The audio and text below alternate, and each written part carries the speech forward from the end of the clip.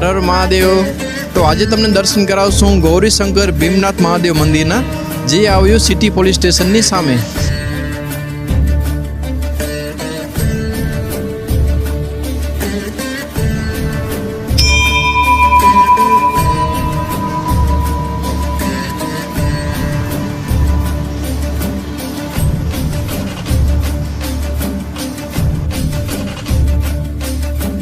कर्पूरगौरं करुणावतारं संसारसारं।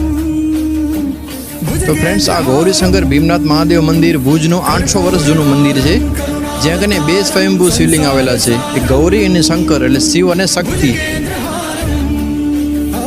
सदा वसन्तं